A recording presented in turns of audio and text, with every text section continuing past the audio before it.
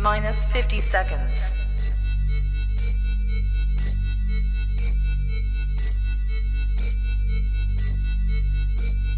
T-minus 40 seconds.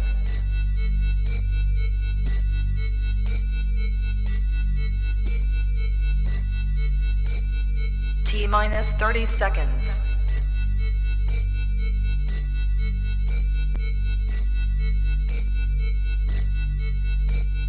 T-minus 20 seconds.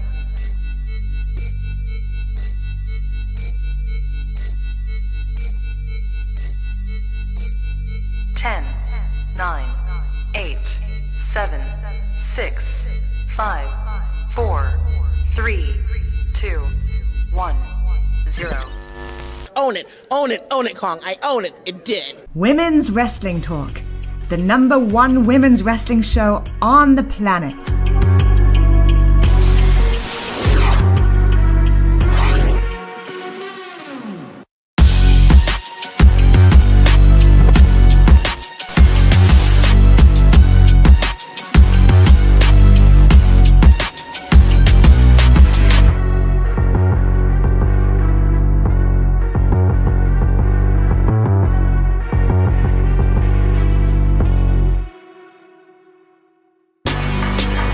Women's Wrestling Talk, the #1 women's wrestling show on the planet.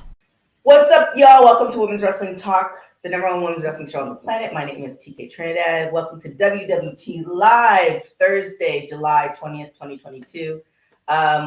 We got so much to talk about, and like the last couple mornings, it's just kind of like, oh, it's going to be a short show. And then, the stories, they started coming.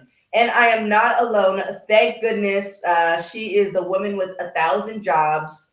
I feel like I've been there like there's a story like the woman with 1,000 faces. This is Ella J, the woman with 1,000 jobs. What it do, Ella J? How are you doing? Ooh, your screen's black. Is that me or you? She has been saying she's been frozen for a while, or for on and off. She had to restart her computer. So hopefully she comes back on. Gotta love technology. But Ella J will be coming on soon, and we'll also be joined by Kane McCoy.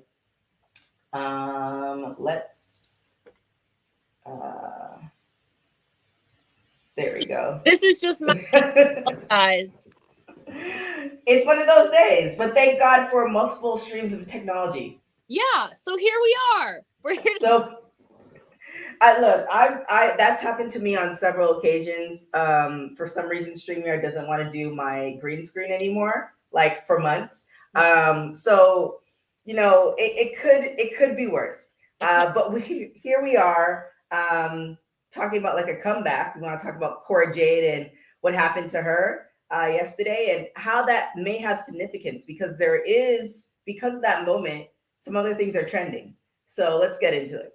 Yeah, so last night on NXT, we saw the week before Cora Jade turned on her tag team partner Roxanne Perez as Roxanne was trying to defeat Mandy Rose for the NXT Women's Championship. Roxanne got attacked before the match, but ultimately came down, and Cora Jade struck her with firstly the title, the Women's Tag Team Championship, but then later struck her with her own skateboard. And so at the end of the day, though, they were still tag team champs up until last night. So last night, Cora Jade, the newly reinvented darker Cora Jade, had a moment kind of reminiscent of something we've seen in the past. And so Cora Jade basically called Roxanne Perez selfish and that she was the one who brought her here, and like, how could she do this? That should have been her moment for the NXT Women's Championship, yada yada. And at the end, we had the zoom in of Cora taking her NXT Women's Tag Team title and plopping it in a garbage can. Very reminiscent of Medusa, aka Alundra, doing that in the 90s to her Women's Championship belt, to which Medusa responded, basically praising her for that. And Cora Jade said that she was wired different. And obviously Medusa, as you can read it there, said, great promo, hashtag Cora is money. So obviously we've gotten a new attitude from Cora Jade with a nod to Definitely a controversial moment in wrestling history. Right. It took Medusa about 20 years to get, she was kind of banned from a lot of wrestling circles. It took her about 20 years to get into the Hall of Fame for WWE. And then she, I was reading a couple articles. So she did say this on Wrestling Inc. So shout out to them. But we also did an interview with her where she's like, she never got her retirement matches ever from anybody.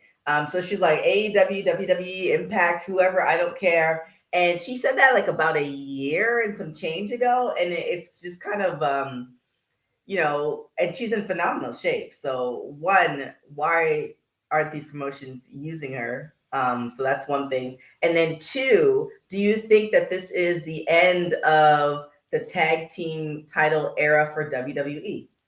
I fear that might be the end of the tag team championships. I feel like that's very symbolic of not only the main roster, but the NXT division as well. Yeah, because now, we throw, and I don't want this to be Naomi, Sasha, or The Rock. We talk about them all day because there's a Rock story today too. But Naomi and Sasha are trending because of this. So yeah, we should. Nikki says it should be the end of it. I feel like it should be because they didn't do it justice. Yeah. However, I've said this plenty of times. It's not like they don't have enough women to do a really great tag team. And also, it's just kind of like they're just lazy. It was just lazy, and it's unfortunate. I think last week or the week before too, it might have been last week, I said that we were all kind of fearing that this would be the end of the moment. But I mean, kind of also, if you're following history, after Medusa kind of plopped that in the trash, the women's championship went away for a couple years and then surfaced, which is what I had said last week or the week before. I can see them going away for a couple of years, the tag team championships, and then maybe resurfacing after stuff gets sorted out. I don't really know, but it looks like, at least for the imminent future, the NXT Women's Tag Team Championships are no more. There's no official announcement if they've vacated them or if it would be in Roxanne's character to try and defend them herself. Like, how could you do this, Cora? Betraying the honor of the Women's Tag Team Championships. I could see Roxanne trying to defend them like by herself, handicap style, but I mean, we'll probably get more answers next week, but I won't be shocked if this is the end of the Women's Tag Team Championships for a while. Much like after Medusa did her stunt in the 90s, the Women's Championship was gone for I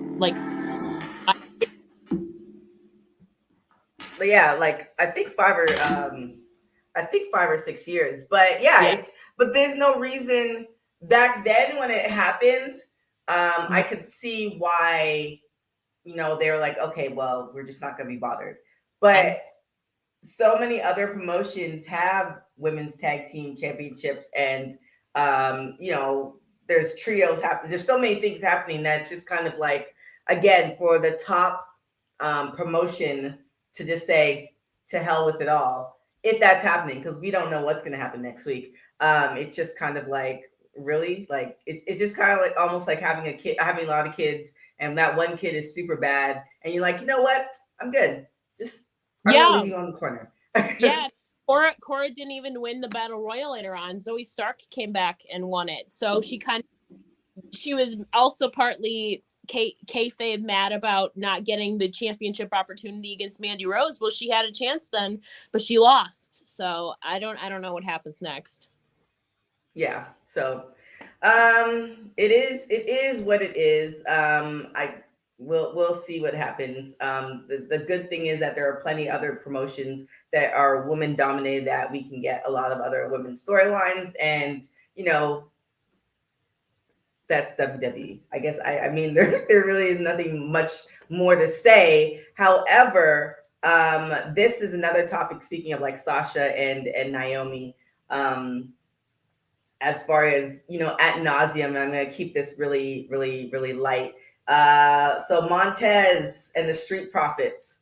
This article is actually on Sports Illustrated, which, of course they don't cover too much wrestling, But, we definitely see Montez Ford as a singles competitor, but he said he's not ready yet. Why do you think? Because we've been talking about this for we've seen different stories on it for maybe a month or some change.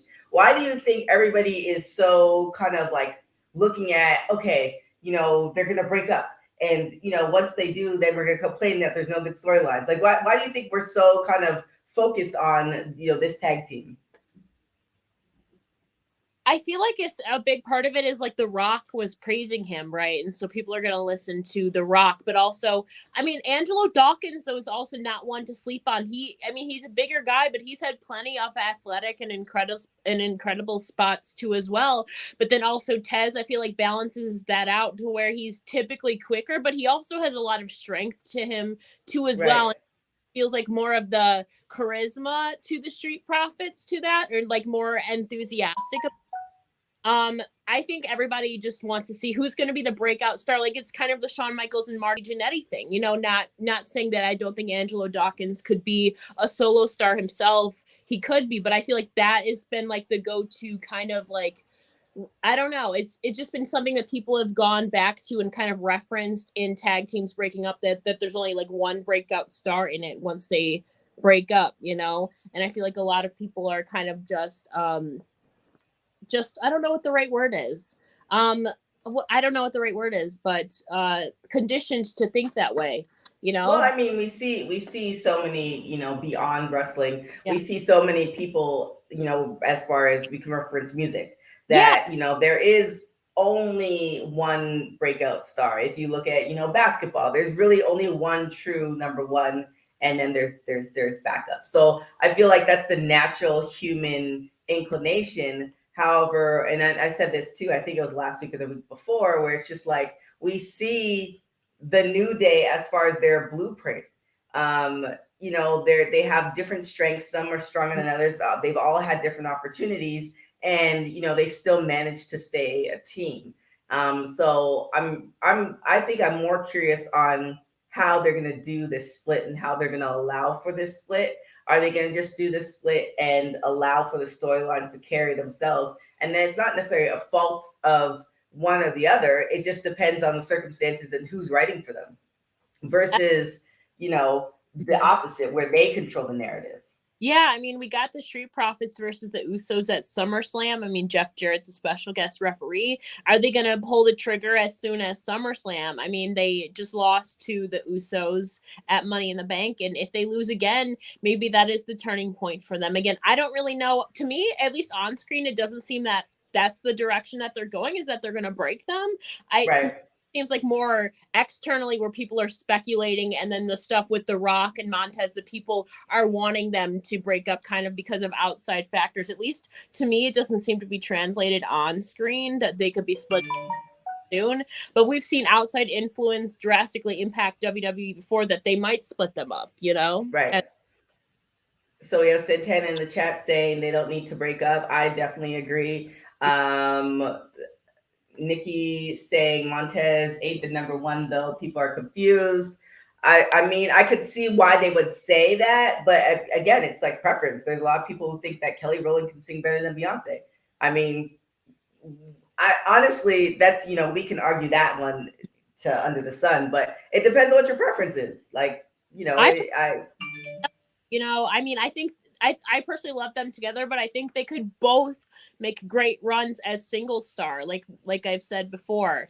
Put respect on, Dawkins' name. Fantastic. Like I said, I think both of them could be amazing single stars, but I honestly really love the Street Profits together. I feel like they're like definitely up there in the top teams in WWE tag teams that are like constantly put over, And then why would we break them up when we can have a solid tag team? Like we had the Usos, and of course, I always confuse them. I think everybody else does, but we had, one get an injury and they had a career, separate.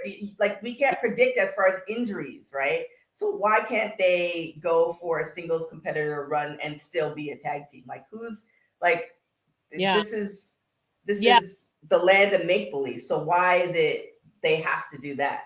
But they have to have a reason to only have one of them, go for the championship. And obviously neither of them are injured.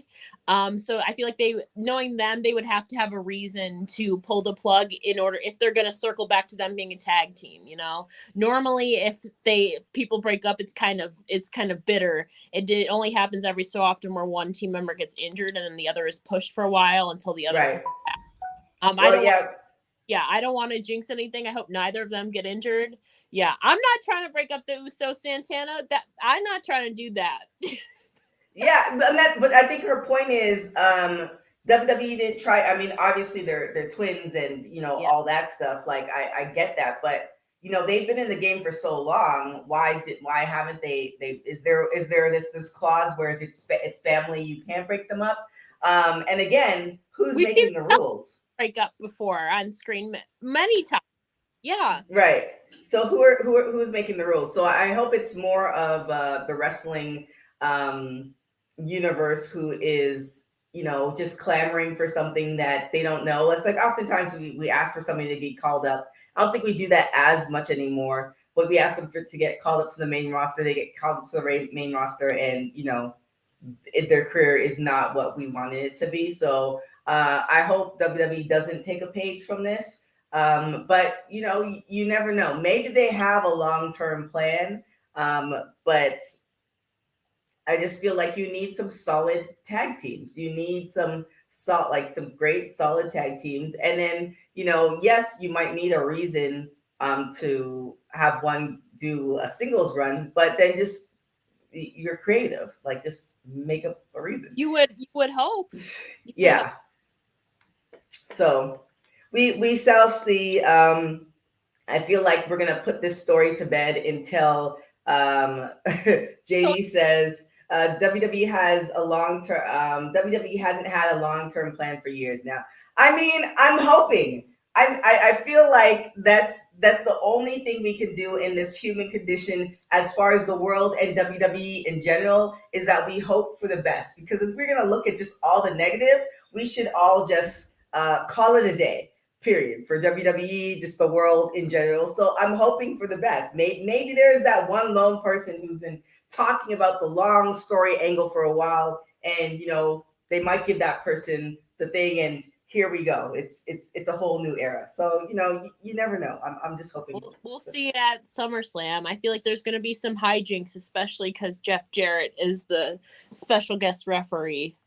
Yeah. Well, I mean, again, we were talking about that yesterday as far as SummerSlam's card. It's kind of not as great as some previous SummerSlams, but again, you never know what's afoot with WWE. Sometimes they have a way of surprising us, like how they surprised us with Becky last year, and that horrific ending for Bianca. But we still talk about it, and we still see you're shaking your head. I'm still getting kind of So they pull out some good moments that we don't necessarily like, but they're memorable. True. So, maybe they do have a plan. Maybe. We hope. Again, the keyword. We do hope. Moving on to -1. I love the fact, and we also have somebody joining us in another undisclosed location. Mr. Kane McCoy, somewhere in Los Angeles, riding dirty in these streets. How you doing?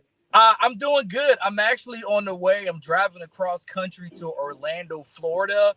I heard that there are maybe possibly championship belts in garbage cans, and the first one who can find them gets them. So finders keepers vibes. So gonna pick up some gold. Now, Kane, how hot is it right now where you are? Girl, it is so hot. How hot is it that it's gonna probably melt the championship gold that I bring back from Orlando, Florida? I mean, it's not as ridiculous as the UK, bruv. It's very hot out there, apparently.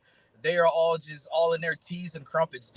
It's so hot in England that they're not drinking tea and crumpets that's hot. They're drinking just like brisket cold tea. Like it's just cold tea they're drinking. But it's not so bad. We got the AC. Shouts to the 21st century and cars and whatnot. So I decided to jump on right quick. Thank you, TK, for having me. Ella, great job. Shouts to a wrestling gal as well. This situation with -1. Like, I've seen people on the internet, wrestling Twitter, talking about it. And in the issue of Men's Health magazine, Amanda Huber, the late, great Brody Lee's wife, she addressed it saying that, basically, damned if you do, damned if you don't. There's going to be a lot of pessimistic people, a lot of people who kind of think that it's being exploited. But in my opinion, it's not. Like, because I think they're in a lose-lose situation, AEW and Tony Khan. Because if you don't acknowledge the Huber family, then you were just using Brody. You were just using him. You don't care about him. You're not family. But then when you do show -1, you do show his son having a good time, then all of a sudden it becomes exploitations. And Amanda Huber cleared that by stating that, first of all, little Brody, -1, ain't getting no money from this until he turns 18. Everything's in a trust fund. Talking about taking care of one's family, most normal jobs don't do that. Last time I checked, like, like they type out an email and then your job is posted the next day. AEW at least hasn't even made a new leader for the Dark Order. They continue to put Dark Order on TV. They're putting -1 on TV, putting him in these dope angles, and they're building a plush cash fund for the Huber family. So I love her coming out and addressing it and basically telling everybody, hey man, just sit back, enjoy the show. Because I'm shocked that she even went out to explain it. Because again, it's a damn if you do, damn if you don't. Because we as strangers apparently know more about the insides of the Huber family in AEW and what Tony Khan's doing than she does, the actual beneficiary of it. So, Right. I'm happy that she spoke about it, and I hope that we continue to see -1 on AEW television periodically. I think what they're doing right now is awesome. Whenever they go to the Rochester, Buffalo, Western New York area, they bring them out. I think that's really awesome to do. That's my home area. I'll be at too. Yeah. You know what I mean? They got to do that check-in time, make sure everything good out here. Yeah. Oh gosh. Wow. It's funny though, because I mean, maybe this writer was just kind of searching for an angle, because you think just on Instagram, how many parents push their little children that we love, and we comment and we repost of these cute videos of their kids, and some of these videos, and I mean, if you hit 10K as far as followers, Instagram is throwing money away. So at folks. So that's why, if you guys follow me, I'm posting a lot of reels. That's why.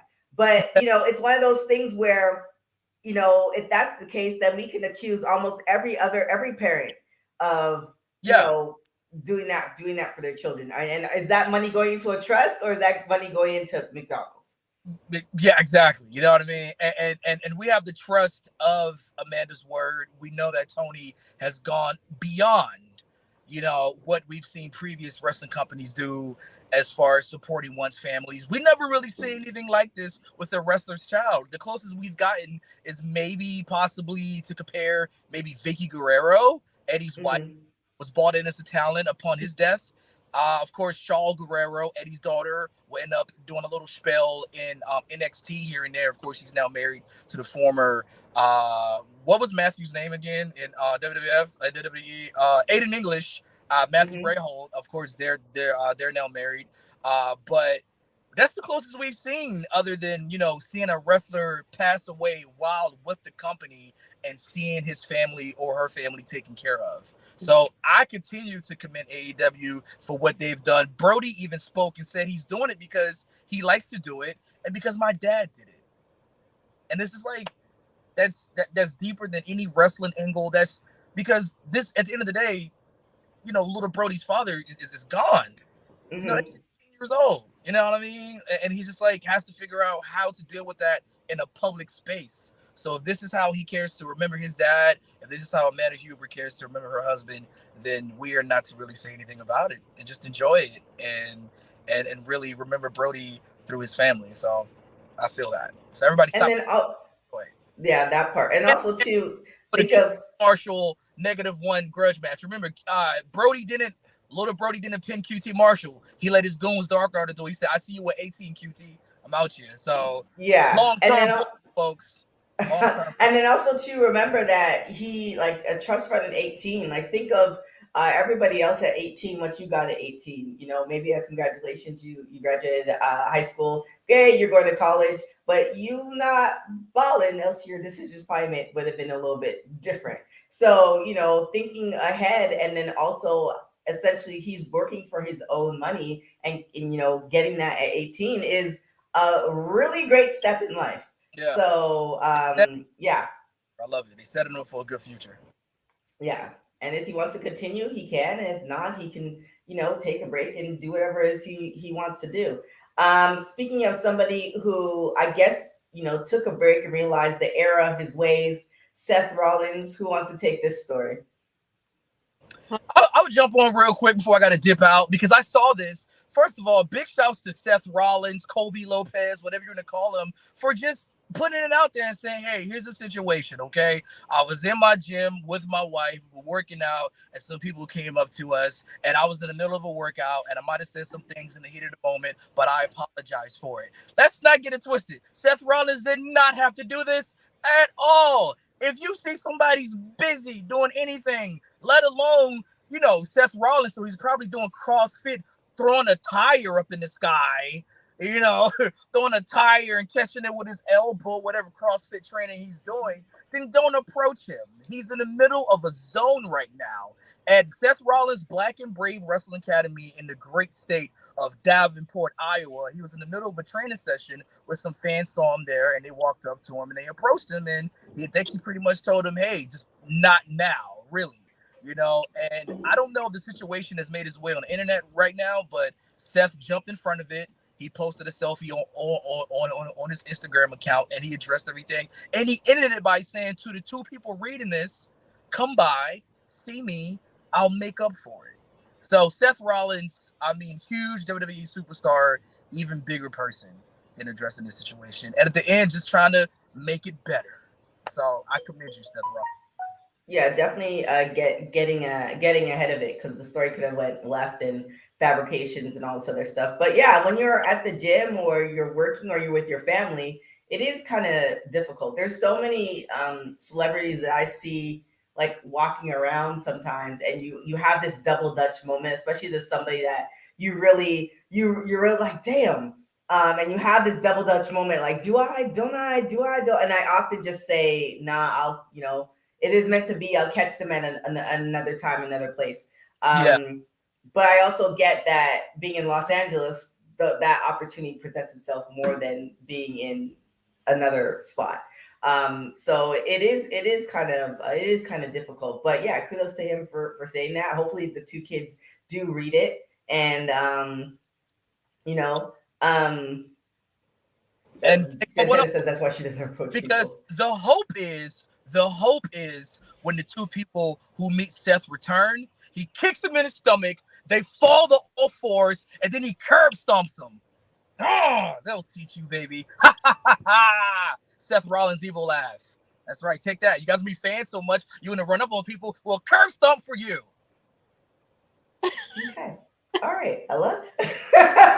Interesting approach. No, but like, I mean, I've been in that same situation where I'm like, I really like, it's like that awkward, like, do I, don't I? But at the end of the day, I'm just also have like that social anxiety where I'm like, if like I don't know them personally, I just like won't go up to them unless somebody pushes me to them. And I never like want to bother anybody. I've had that same experience too.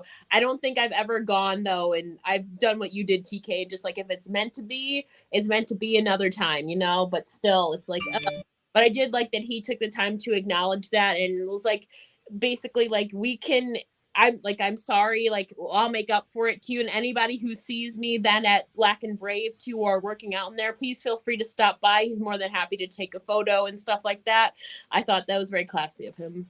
Yeah, it's weird too, because I think Nicki Minaj referenced this, and this happened to me a while. I don't even know if I told you this story, Kane, when I used to be on the Woody Show. Like people used to approach me, and it's weird. And of course, I'm like, you know, below a Z. I'm not, you know, trying to say it that way, but it's weird when somebody knows a lot about you, more about you than they know than you know about them, and they come up to you. And I think it was Jerry Seinfeld said comedians are probably the only profession where they're apt to, you know, swivel and make that person feel comfortable. But that's why when you have that things like they'll never meet your idols, is because it's also one of those things where it's just kind of like it's awkward. You're listening. So what I'm saying, Nicki Minaj was referencing the point that, you know, when you become famous, people know all this stuff about you, and they come up to you and they know everything about your life, and you know nothing about this person, and it's incredibly awkward situation, and very few people can pivot it in a way where everybody's comfortable.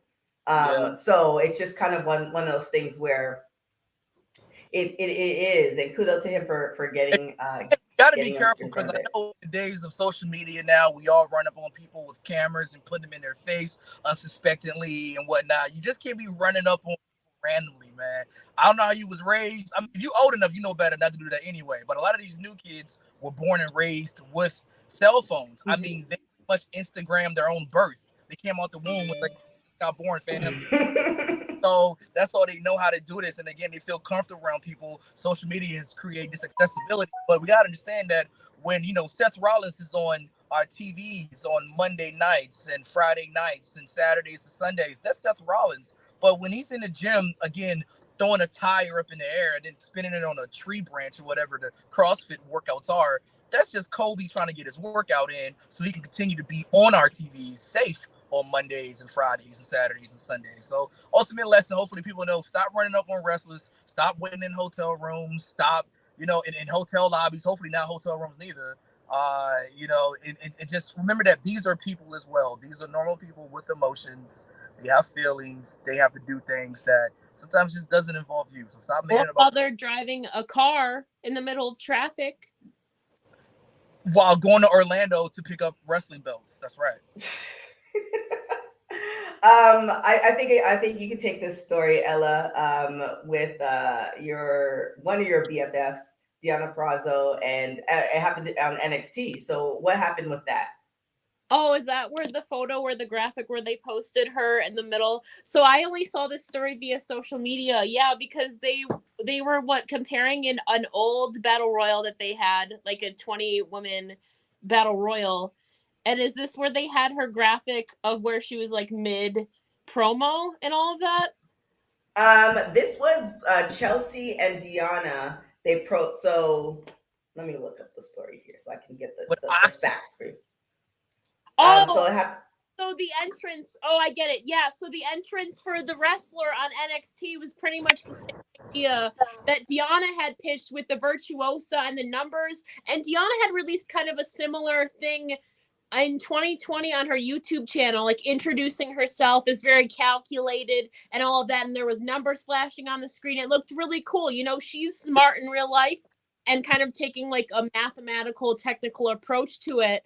But back in WWE, she cited many times that she literally explained to them what a virtuosa was, what her ideas were, and nothing ever came to be. They said they couldn't understand it. But then virtually the same thing happened on NXT this past week, where I saw the graphic where it was literally a bunch of numbers, and it was like the same thing. Yeah, but that's also like this Zach Galifianakis meme from The Hangover, where he's like doing the math and the calculations and whatnot. Here's the thing. It's very hard to find original ideas in wrestling. I'm sure that, you know, a mathematician wrestler is probably something that happened at some indie show 20 years ago as well. It's not that, you know, that innovative, if you will. And Lance Storm from Calgary, Alberta, Canada, chimed in and said that the intellectual property unfortunately means they own every idea you have while in the contract. So there we go. So shouts to Lance Storm for chiming in. This Axiom gimmick, we know where this is going to go. This is to sell masks. This is to sell merchandise, clearly, you know. And don't be so mean to Axiom, okay? Don't be so mean. Because just like -1, he's just a kid. Kane, you can go. I know what video I'm going to download next, because that one warranted just the walk bomb video. Follow me. Get the link. Mwah. I love you all. AEW also happened in 1972, and it turned out great. I see the comments. Wow. Well, shout out to Kane for joining us on his drive to pick up some tag team belts for that. But we have one last story written by our editor in chief, Santana. So definitely go to our website, www.talkpod.com, to check it out. We have a trios match happening on AEW for night 2. Are you excited about this? What do you think? Ooh. Chris Statlander, Athena, and Willow versus Jade, Kira, and Layla. I am excited for it. I mean, Willow getting more TV time is always pleasant to see. Yeah. Excited too. Layla Gray is kind of the interim bad per Stokely Hathaway, so it's going to be interesting to see how she kind of fares because Jade does not want her there. She's been kind of appointed by Stokely, so I think there's going to be some fun storytelling in here of Jade not wanting her to really be there, but they coexist pretty much is what it is. I'm excited for Chris. I mean, Chris and Athena have had amazing stuff backstage when they're given time. Their satire of the baddies I thought was phenomenal. This is going to be a great wrestling match too. And I mean, sign Willow for God's sake, please. But here's the thing. I definitely don't want anybody to not work, but we sign Willow, and AEW allows for their talent to do indie shows, etc. But we sign Willow, and then what? It's like they have a whole bunch of people signed, and